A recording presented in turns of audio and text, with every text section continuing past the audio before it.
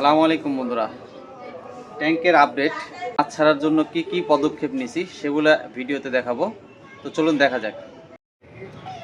এই যে দেখুন, এখানে আগে থেকে কিছু প্ল্যান্ট আমি লাগাই রাখছিলাম।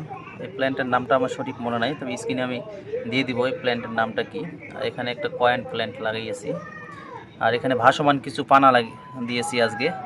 তো এই পানিটা আমি এখানে 4 থেকে 5 দিন রেখে দেব, যাতে মাছ দেওয়ার জন্য প্রস্তুত হয় পানিটা। এরপর এখান থেকে 50% পানি আমি নামিয়ে ফেলবো এবং 50% নতুন পানি অ্যাড করার পরে মাছ ছেড়ে দেবো।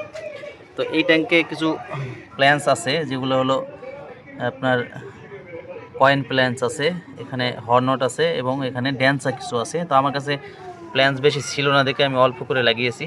প্ল্যান্টস নতুন আরও অ্যাড করব। তো এখানে ভাসমান এই যে পানাগুলো আজকে দিয়েছি। আর আপনারা যারা নতুন ট্যাঙ্ক সেট আপ করবেন তারা এভাবে কলার ডাকগা কিন্তু আপনি দিতে পারেন। কলার ডাকগা দিলে কী হবে, আপনার পানিটা তাড়াতাড়ি প্রস্তুত হবে, পানিটা মাছ ছাড়ার জন্য উপযুক্ত হবে। তো এই অবস্থা।